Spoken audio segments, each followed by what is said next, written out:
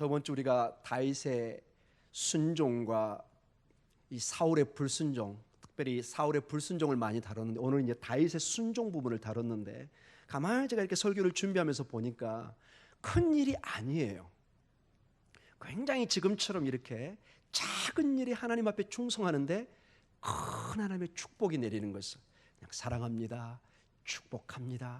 작은 일로 시작했는데 이게 큰 나라의 축복으로, 큰 나라를 이끌어가는 리더십으로 발전해가는 모습을 보여주고 있습니다.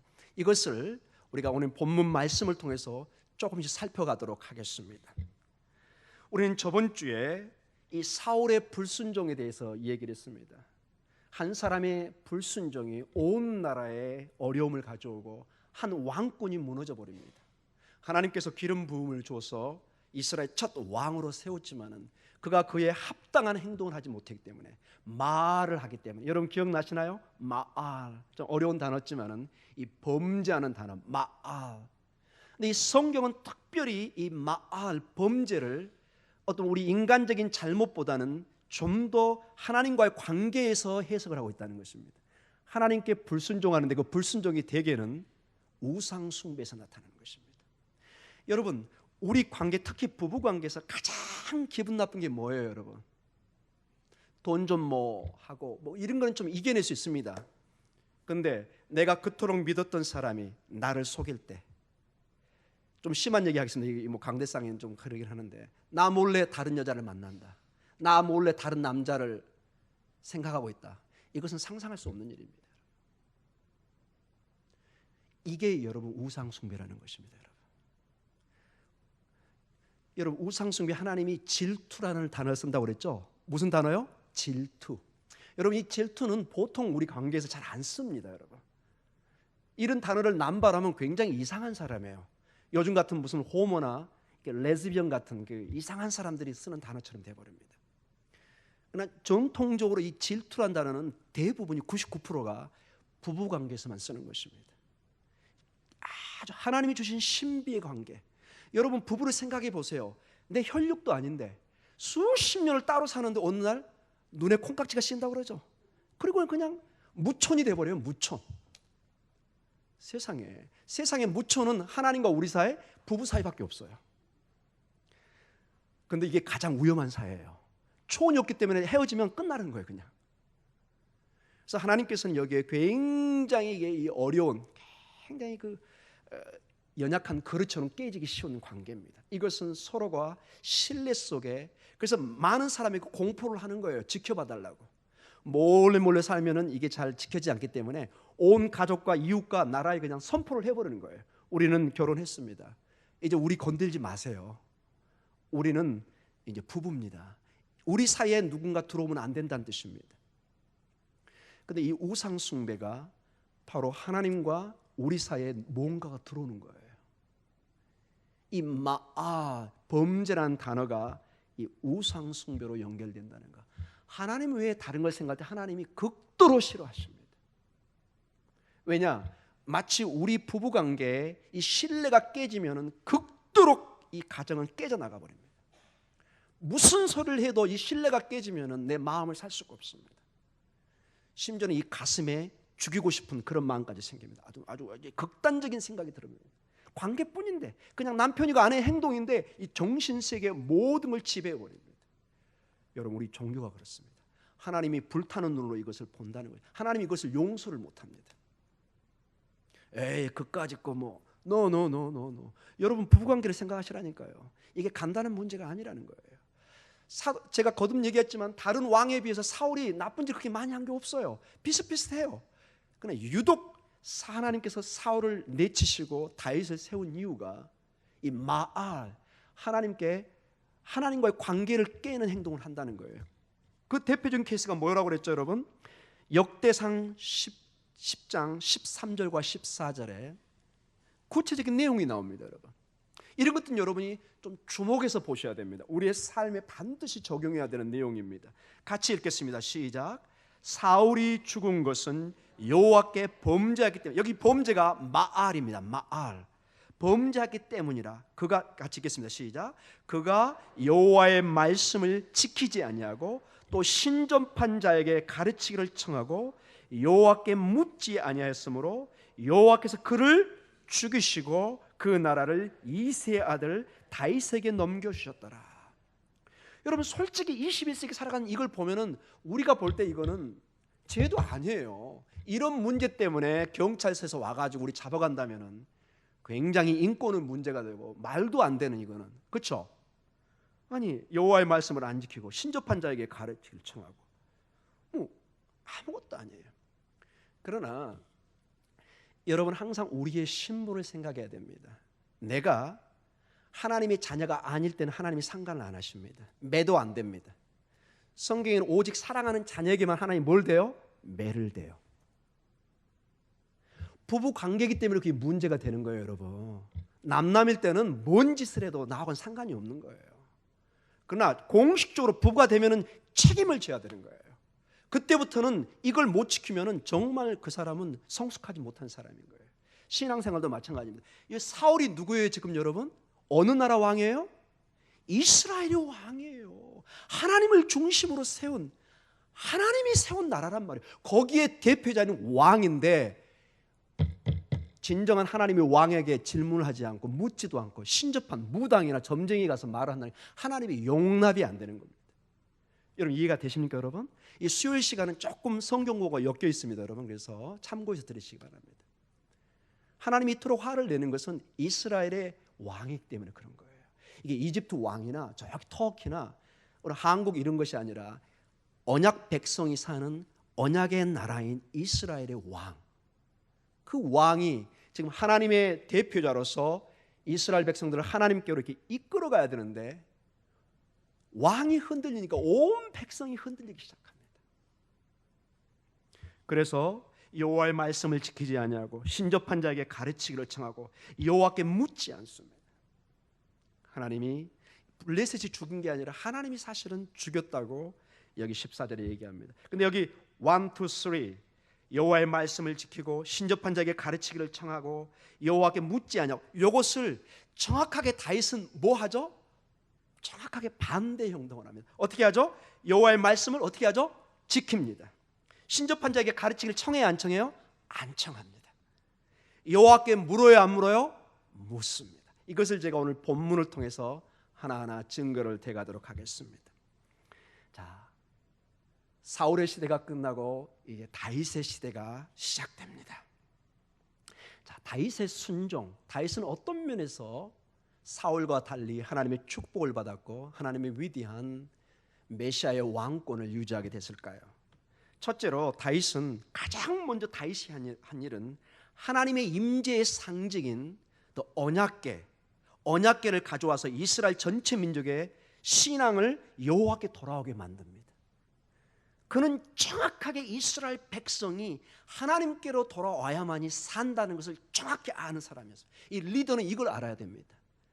저는 이걸 준비하면서 여기 좀 몇 번을 제가 강조하겠지만 이게 담임 목사 자리가 얼마나 중요한가를 느낍니다. 여기에 지도자가 흐리멍텅해서 이게 잘못 인도하면 다 죽는 거예요. 다 죽는 거예요. 정확하게 그 하나님의 쉐키나 임재의 상징이었던 그 언약궤를 바로 옮기게 만듭니다. 이게 역대상 13장 1절과 4절의 말씀입니다.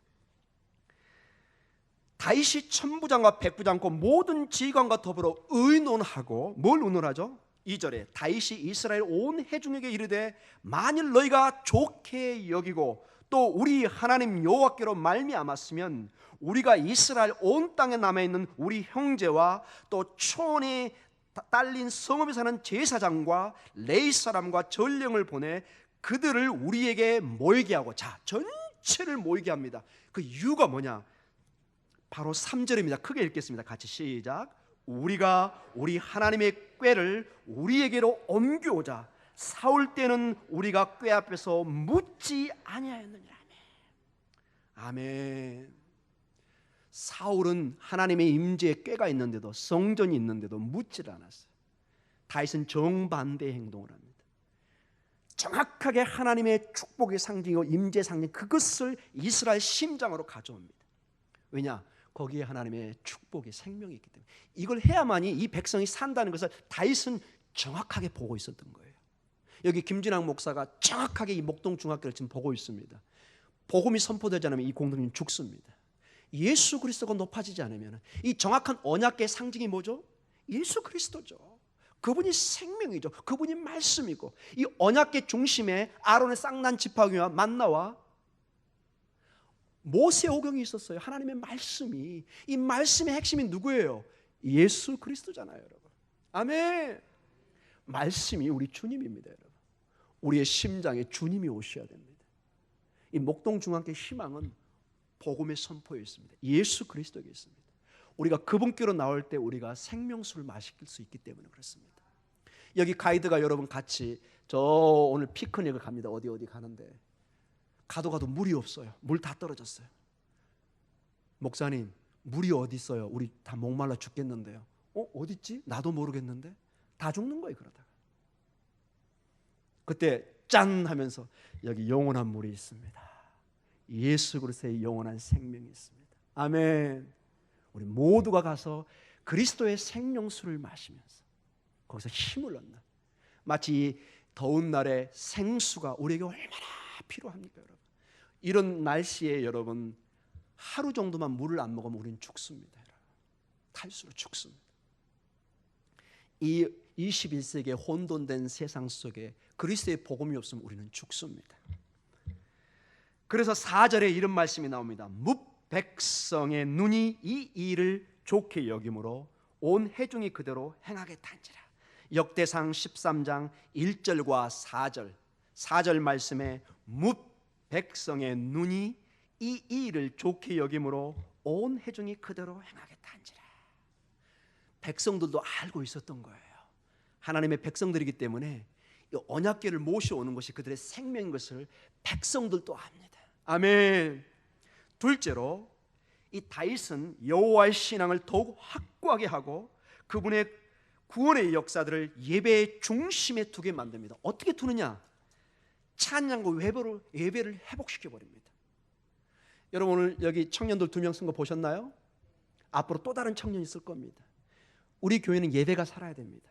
젊은이들이 이 예배에 적극적으로 참여를 해야 됩니다.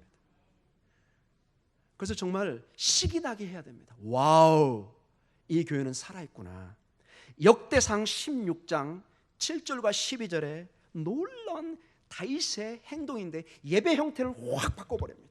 사울과는 전혀 차원이 다른, 사람들이 입에서 찬양이, 예배가 막 타오르게 만듭니다.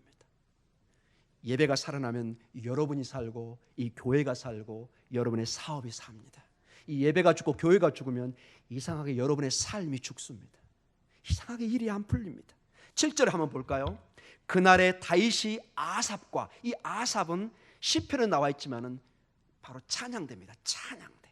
아삽과 그의 형제를 세워 먼저 뭐하죠? 여호와께 감사하게 하여 이르기를 너희는 여호와께 감사하며 그의 이름을 불러 아뢰며 그가 행한 일을 만민 중에 알지어다. 어떻게 해요? 찬양을 통해서, 예배를 통해서.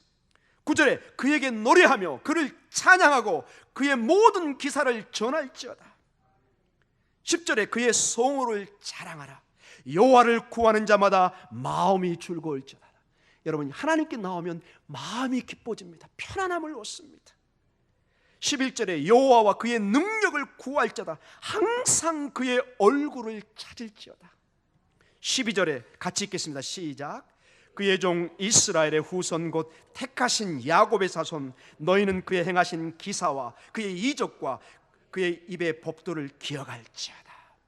우리는 예배하는 가운데 하나님이 기이한 일들을 보게 됩니다. 그걸 기억하게 됩니다. 이사야도 보면은 하나님 우리를 창조했는데 어떻게 창조했죠? 하나님을 찬양하도록 창조했습니다. 아멘. 우리를 창조한 이유가 하나님을 찬양하게 되어 있습니다. 그래서 여러분 더 이상 우리는 남을 욕하거나 헐뜯거나, 이거는 완전히 우리 창조 목적을 잃어버리는 것입니다.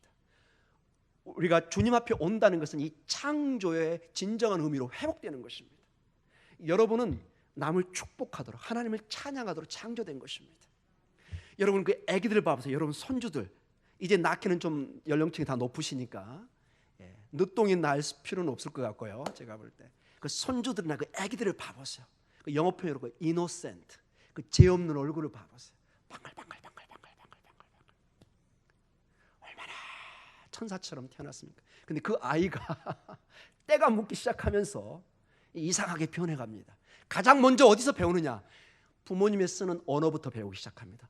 우리 애들이 왜 이렇게 욕을 잘하죠? 여러분 입술을 가만히 살펴보세요. 더 이상 묻지 않겠습니다. 네. 그 다음에 제단을 회복시킵니다. 찬양대가 살아나고 와우 찬양이 높아지고 역대상 16장 40절에 39절과 40절 한번 봐보겠습니다. 역대상 16장 37절부터 한번 보죠. 제가 37절까지 올려놨는데 같이 한번 읽어보겠습니다.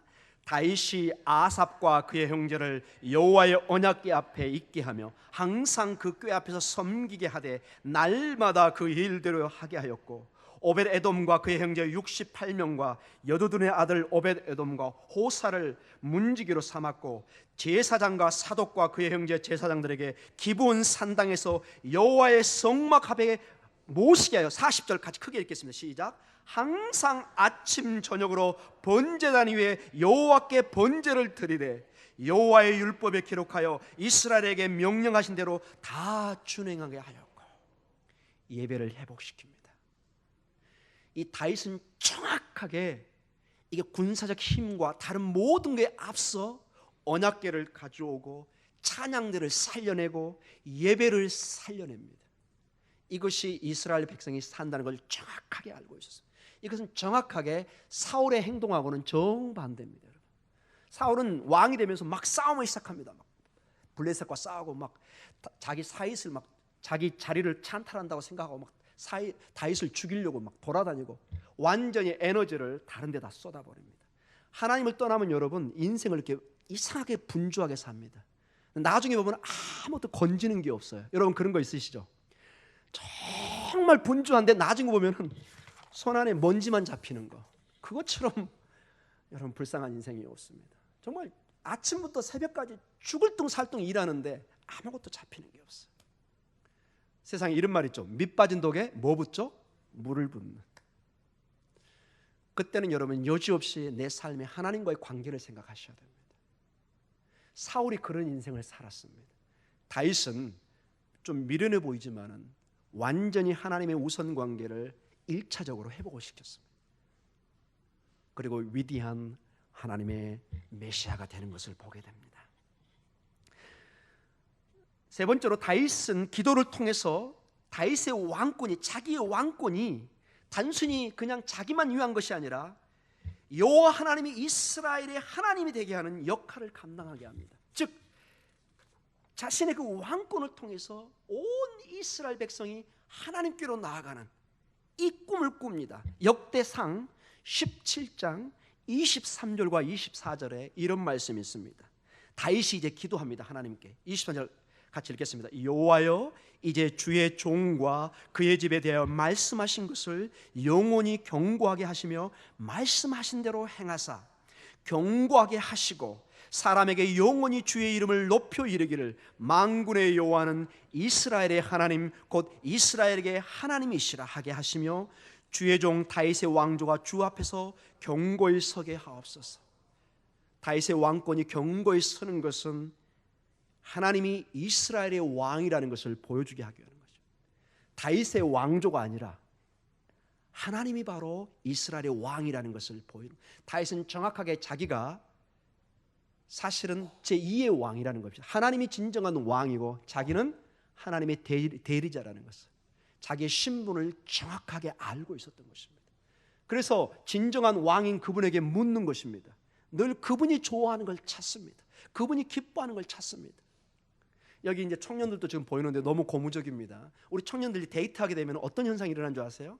부모 아빠는 잘 안 보이고 사랑하는 사람이 좋아하는 것을 주로 이렇게 사게 됩니다. 그리고 갖다 주게 되고 바보 같은 행동을 해요. 근데 웃는 여러분도 옛날에 그러신 거예요. 우리 혜영 씨도 그랬고 저는 좀 약했고 별 얘기가 오늘 다 나오는데 사랑하면 정말로 특이한 행동을 합니다. 마음이 사랑하니까 아까운 게 없는 거예요. 마치 여러분 사랑할 때 자녀한테 뭐 줄 때 그게 아깝습니까? 더 해주고 싶지. 자녀에게 맛있는 거 주면서, 나는 굶더라도 자녀가 먹는 걸 보면서 와, 나 배부르다. 엄마 이거 먹어. 아니야 엄마 배불러. 요즘은 덜 하죠. 그러나 옛날에 우리 권사님들 정말 먹을 게 좀 없었을 때 딱 봤을 때 2인분밖에 안 돼. 근데 아들 둘, 뭐 딸 둘, 나 하나. 그때는 엄마가 뒤로 빻습니다. 우리 부모님들이 그렇게 우리를 키운 겁니다. 제가 그 엄마의 그런 모습을 보면서 제가 자랐습니다. 고기가 있는데 좀 부족해요. 엄마 아버지는 그래요. 난 저기서 먹고 왔다. 이거 너네 주려고 가져왔다. 나중에 알고 보면 못 드신 거예요. 그냥 그거 가져와서 자식한테만 다 주는 거예요. 그냥. 그리고 당신들은 그냥 뭐 안 드시는 거죠. 그리고 흐뭇한 모습으로 우리 자식들이 이렇게 맛있게 먹는구나. 사랑하는 성도 여러분, 우리의 삶에 이러한 모습이 있기를 원합니다. 하나님께 사랑할 때는 뭐든지 우리가 해줄 수 있는 것입니다. 우리가 하나님을 사랑하면 그러나 한 가지 여러분이 분명히 아셔야 될 게 뭐냐, 세상에 사람들은 한계가 있기 때문에 우리가 이렇게 해줘도 우리에게 보상이 안 올 때가 많습니다. 그러나 하나님은 우리가 그분을 높이면 높일수록 놀라운 것으로 우리를 채우십니다. 우리가 상상할 수 없는 선물로 우리에게 다가오십니다. 전체적인 다윗의 중심의 리더십이 생겼을 땐 어떤 이유를 이제 구체적으로 살펴가도록 하겠습니다. 자, 다윗은 이런 행동을 통해서 이스라엘 백성들을 하나님께로 나오게 만듭니다. 그래서 이스라엘 백성들이 이 모습을 보면서 다윗의 진정한 리더십을 보게 되는데 몇 가지를 한번 보도록 하겠습니다. 사람들이 다윗을 보면서 다윗은 정말로 기름 부음 받은 사람이구나, 이것을 바로 깨닫게 됩니다. 역대상 11장 1절과 3절에 이런 말씀이 나옵니다. 온 이스라엘이 헤브론에 모여 다윗을 보고 이르되 우리는 왕에 가까운 혈족이니라. 여기 앞에 있습니다. PPT에. 2절 같이 읽을까요? 전에 곧 사울이 왕이 되었을 때에도 이스라엘을 거느리고 출입하게 한 자가 왕이시었고, 자, 중요합니다. 왕의 하나님 여호와께서도 왕에게 말씀하시기를 내가 내 백성 이스라엘의 목자가 되며 내 백성 이스라엘의 주권자가 되리라 하셨나이다. 정확하게 알고 있는 것입니다. 3절에 같이 읽겠습니다. 이에 이스라엘의 모든 장로가 헤브론에 있는 왕에게로 나아가니 헤브론에서 다윗이 그들과 여호와 앞에 언약을 맺음에 그들이 다윗에게 기름을 부어 이스라엘 왕으로 삼으니 여호와께서 사무엘을 통하여 전하신 말씀대로 되었더라. 사무엘하 7장 13절 14절 여기에 말씀드립니다. 정확하게 이스라엘 백성은 다윗의 그 행동을 보면서 바로 하나님이 말씀했던 저 사람이었구나, 바로 하나님의 기름 부음 받은 자였구나, 딱 보고 아는 것입니다. 그 다음에 다윗이 삶을 통해서 충분히 왕인 것을 증명하는 과정이 보입니다. 사무엘상 22장 1절과 2절에 아주 특이한 내용이 나옵니다. 이 다윗은 그냥 권위를 가진 왕이 아니라 백성의 아픔과 고통을 가슴으로 안았던 사람입니다. 같이 한번 읽어볼까요? 시작. 그러므로 다윗이 그곳을 떠나 아둘람 굴로 도망하며 그의 형제와 아버지의 온 집이 듣고 그리로 내려가서 그에게 이르렀고, 2절에 환난당한 모든 자와 빚진 모든 자와 마음이 온통한 자가 다 그에게 모였고 그는 그들의 우두머리가 되었는데 그와 함께한 자가 400명 가량이었더라.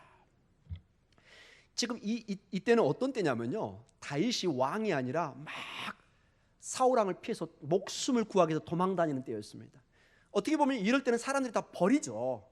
저 사람 위험해, 가까이 하면 안 되겠구나. 그러나 이때 사람들이 모입니다. 그때 진정한 사람의 가치가 보입니다. 근데 이게 모이는 사람들의 특징이 뭐죠? 환난당한 사람들, 빚진 모든 자, 마음이 온통한 자, 정말로 마음이 상한 자들이 다윗에게 오기 시작합니다. 여러분, 이런 사람이 진정한 리더가 아닐까요? 여러분, 정승의 개가 죽으면은 마당에 꽉 사람이 찹니다. 그렇죠? 그러나 권력이 떨어지면 아무도 안 옵니다. 그건 진정한 존경이 아닙니다, 여러분. 저는 이 말씀을 보면서 굉장히 도전이 됐습니다. 어떻게 보면 이 교회 담임 목사가 이런 삶을 살아야 되는 거죠. 우리 교인들의 환난을, 빚진 모든 것을, 마음이 온통한 것을 제가 같이 껴안고 슬퍼하고 기도해주고 안아야만이 이 일을 감당할 수 있는 거죠. 솔직히 제가 고백합니다. 저 이거 못합니다. 제 힘으로는. 저는 여러분 다윗이 아닙니다. 저는 그렇게 뛰어난 목사도 못 됩니다. 그러나 뭐라고 그랬죠? 제가 오후 설교에 사명을 가지고 뛰어들면은 하나님이 힘을 줍니다. 여러분이 함께 기도하면은 그 사명에 맞게 삶을 살도록 도와주십니다. 제가 기꺼이 그것을 열어놔야 되는 것입니다. 여러분이 함께 기도해 줘야 됩니다. 여러분도 함께 이 길을 가주셔야 됩니다. 우리 목사님이니까 당연히 혼자 하시겠지. No. 여기 삶을 보면은 다윗에게는 항상 함께 돕는 자가 있었습니다. 함께 동역을 해줬습니다. 여기 환난당하고 빚지고 마음이 온통한 자들이 이 400명이 모여서 나중에 건국을 할 때 전부 중요 직책을 맡게 됩니다. 그래서 위대한 하나님의 왕국을 세워가는 것을 보게 됩니다. 먼저는 우리가 어려울 때, 그래서 제가 늘 부탁하는 것입니다. 이건 제가 목숨이 여기 은퇴한 날까지 계속 강조하는 내용입니다. 그래서 여러분, 우리는 함께 도와야 됩니다. 함께 격려해야 됩니다. 함께 사랑해야 됩니다. 이 공동체는 더 이상 소리가 다른 말로 높아져서는 안 됩니다. 서로가 서로를 격려하고 사랑하고 축복하고, 아멘. 이 생명의 언어가 넘쳐나야 됩니다.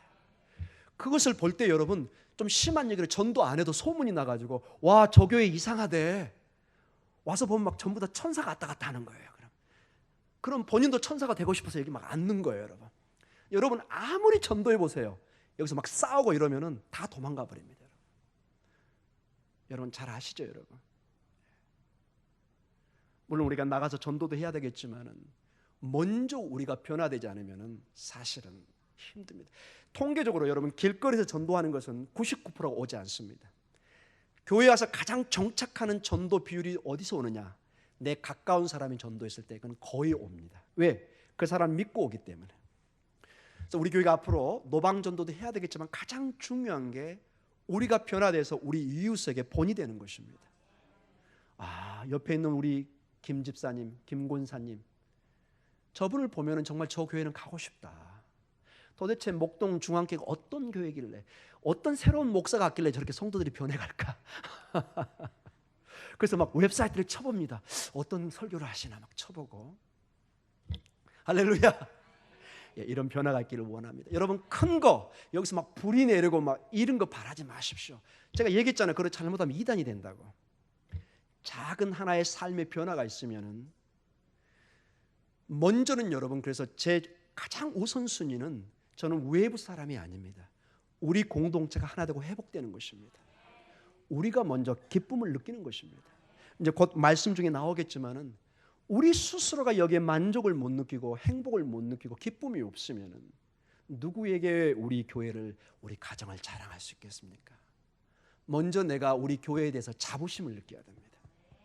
내가 우리 교회에 대해서 자랑심을 가져야 됩니다. 그러면 여러분의 자녀들이 당연히 오게 됩니다. 여러분의 자녀들이 우리 엄마가 변하시네? 교회 한번 가봐야 되겠네. 속으로 이제 콜하는 것만 기다리고 있습니다.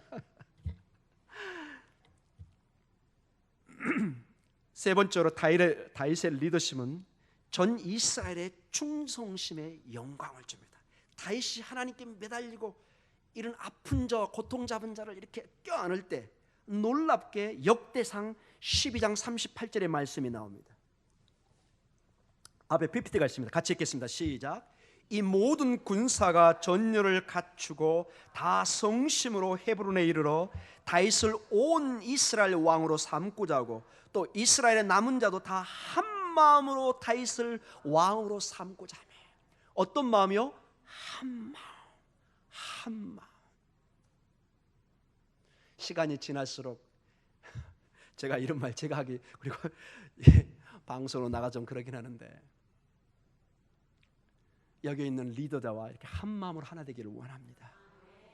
여러분이 정말로 한 마음으로 기뻐하는 그런 목사가 되기를 원합니다. 저 때문에 의견이 분분히 갈라지고 정말로 저한테는 비극적인 일입니다. 만약에 그렇게 된다면 여러분이 저한테 이 교회를 나가라는 뜻입니다.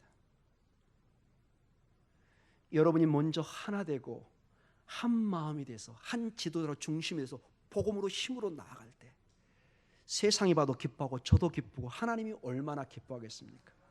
이 다윗의 왕국이 영원한 하나님의 언약의 왕국이 된 것입니다.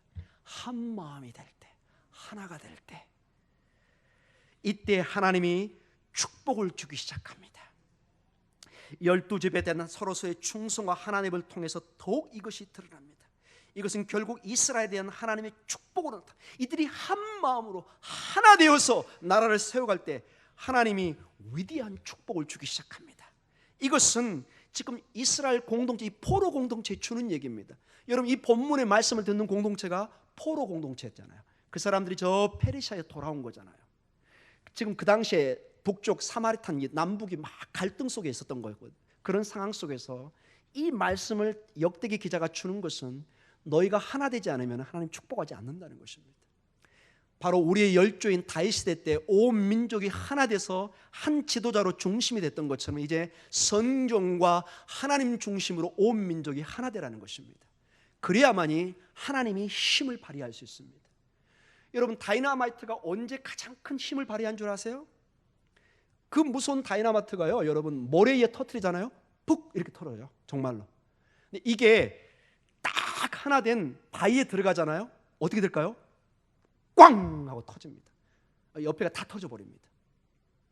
이 힘이, 이 다이나믹, 이 힘이 우리가 하나 할 때 폭발을 일으킬 수가 있습니다. 우리가 흩어져서 하나가 되지 못하면 하나님의 성령의 역사가 정말로 약하게 일어날 수가 없는 것입니다. 자, 여기서 중요한 것은 이 공동체 핵심에 지금 다윗이 있습니다. 다윗이라는 리더십이 있습니다. 탁월한 리더십이 있습니다. 하나님을 두려워 하나님 중심으로. 근데 제가 여기를 보면서 놀란 게 있었습니다. 이것은 다윗의 힘이 아니었다는 것입니다. 담임 목사의 힘이 아니었다는 것입니다. 누구 특정인의 능력이 아니었다는 것입니다. 여러분 한번 봐보실래요?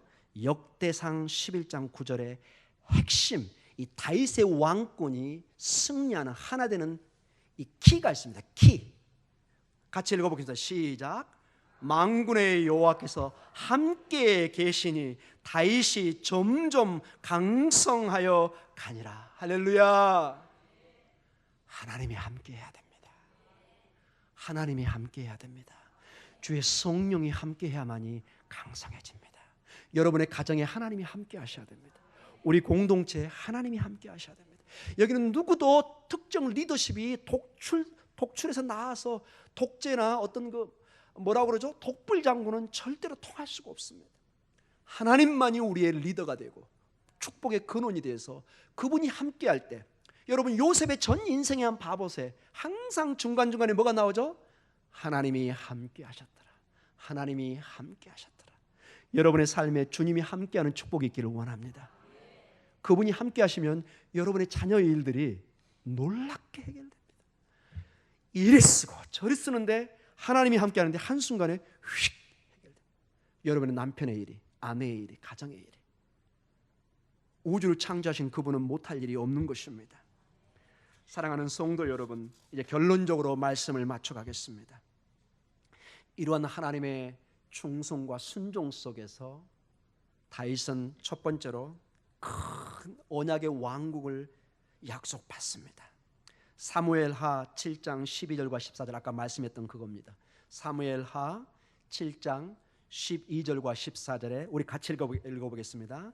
내 수완이 차서 내 조상들과 함께 누울 때 내가 내 몸에서 날 내 씨를 내 뒤에 세워 그의 나라를 견고하게 하리라.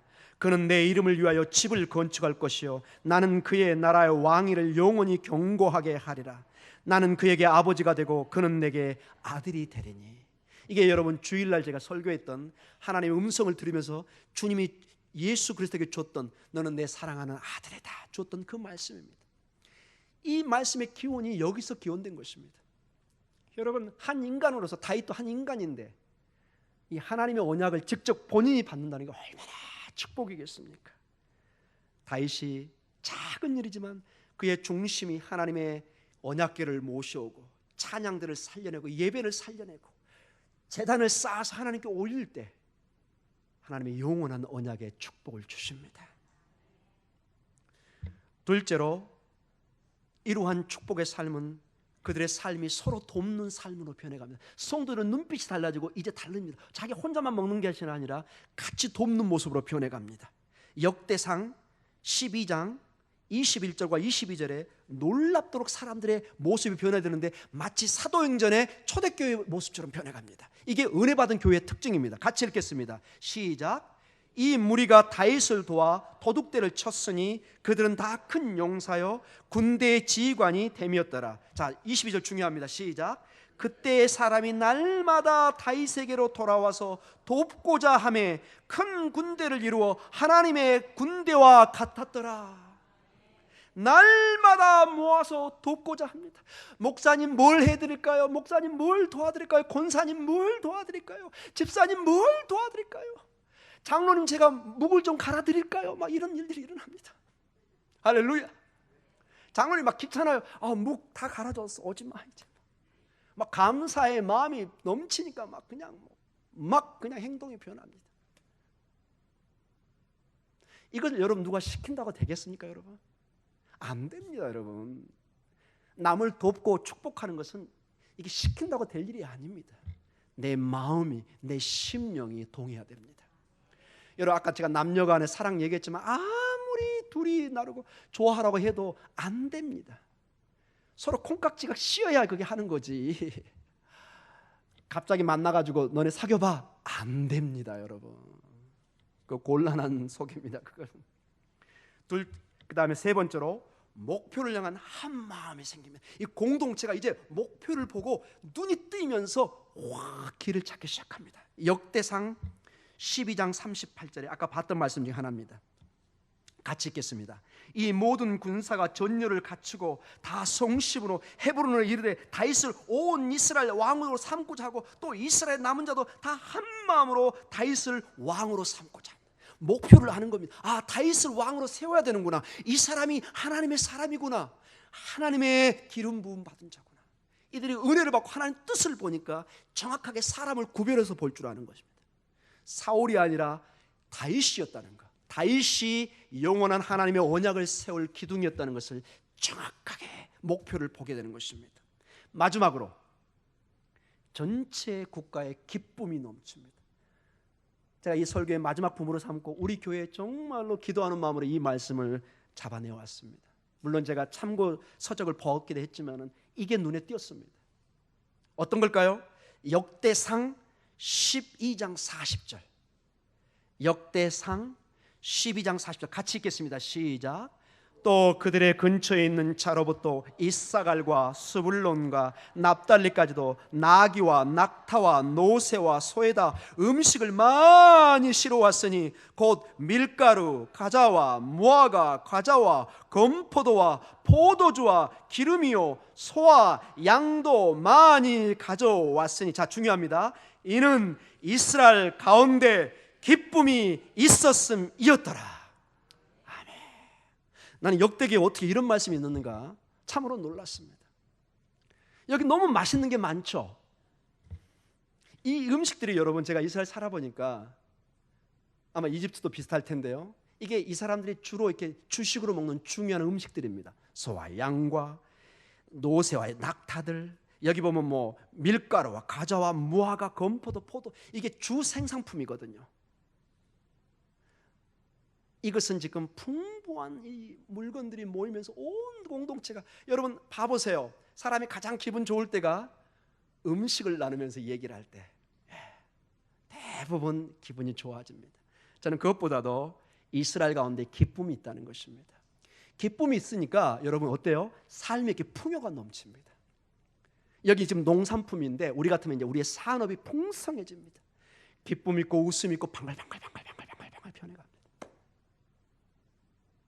하나님 앞에 이 기쁨을 회복한다는 것은 하나님이 주신 거거든요. 그 샬롬의 마음을 우리의 산업에 이렇게 풍성함이 넘치고, 바라기는 우리 교회에 이런 건포도 이런 건 아니겠지만 음식 같은 게 풍성해지길 원합니다. 모여서 음식을 나누고 사랑을 나누고, 저는 그런 모습을 좀 보고 싶어요. 김사님 먹어봐, 입 벌려봐 빨리. 이런 것. 제가 아는 그 선배 목사님, 거기도 교수신데 목회를 분당에서 하고 있는데, 가끔 그 교회 웹사이트에 그런 사진이 와요. 무슨 사진이냐, 교회가 전체 김장을 하는데 목사님도 뭐 장갑 끼고 다 같이 돕는 거예요 그날은. 그래서 어떤 권사님이 목사님한테 그 뭐죠, 금방 담은 그거, 저기 그거를 또 뭐죠, 그 제가 참 좋아하는 고기인데 그 수육. 삼겹살 별로 안 좋아합니다. 수육을 주는데, 수육 싸가지고 목사님 주는 사진을 이렇게 올려놨어요. 제가 그때 뿅 갔잖아요. 내가 반드시 담임 목사 가야 되겠구나. 이거 교수로는 안 되겠구나. 제자들은 절대 그거 안 해주거든요. 그때부터 그냥 심각하게 기도하면서 그 결과가 이 목동중앙교회 왔습니다. 언제 저희들 김장하나요? 11월 달에 하나요? 12월에? 예, 그때 꼭 제가 와서 수육을 얻어먹도록 하겠습니다. 사랑하는 성도 여러분, 이런 웃음이 넘쳐나기를 원합니다. 여러분, 우리의 인생은 생각보다 짧습니다. 우리 1000만 년 그렇게 못 삽니다. 짧은 세상에 우리 주님과 함께 이렇게 기쁨을 나누고 정말 감사가 나누는 이런 공동체, 정말 그걸 나누고 싶고 그걸 보고 싶습니다. 우리 목동중앙교회는 할 수 있습니다. 여러분은 저력이 있습니다. 저도 정말 기도하고 준비해 왔습니다. 20년 가까운 외국 생활의 그 기도가 이렇게 응답되는 걸 보면서 정말 감사하고 있습니다. 왜 그토록 이렇게 훈련을 시켰을까? 정말 아들놈 같은 그 훈련을 저는 직접 이스라엘에서 한 거죠. 7년을 거기서, 남아공에서 12년, 전체적으로 거의 한 18년, 19년을 제가 외국 살았는데, 그런 뜨내기 같은 방랑 생활 속에서 영적인 힘으로 이제 이 공동체에 와서 우리의 나그네 인생이지만 영원한 이제 항해를 같이 해가는 것입니다. 여러분과 저는 같이 노를 저어가는 것입니다. 때로는 슬픔이 있고 고통이 있고 아픔이 있지만, 그러니까 우리 서로 감싸야 되는 것입니다. 그러니까 우리가 서로 하나 돼야 되는 것입니다. 우리가 아픔이 있으니까 서로 협조해야 되고 도와줘야 되는 것입니다. 아멘. 오늘 이 다윗의 공동체가, 이스라엘 공동체가 성경에만 나와 있는 것이 아니라 여기 나와 있다는 것은 우리가 이걸 보고 배우라는 것입니다. 우리가 이것을 실행할 수 있습니다. 성령에 충만할 때, 하나님이 함께 하실 때 우리의 삶의 변화가 일어날 것입니다. 주의 성령이 충만하기를 원합니다. 주의 성령의 역사에서 우리의 마음밭이 변화되면서 이제 내 옆에 있는 귀한 나의 성도님들이 정말로 함께 천국에 갈 귀한 성도, 늘 손을 함께 잡아야 되는 귀한 분으로 보여지고 축복하는 그러한 놀라운 역사가 있기를 기도합니다.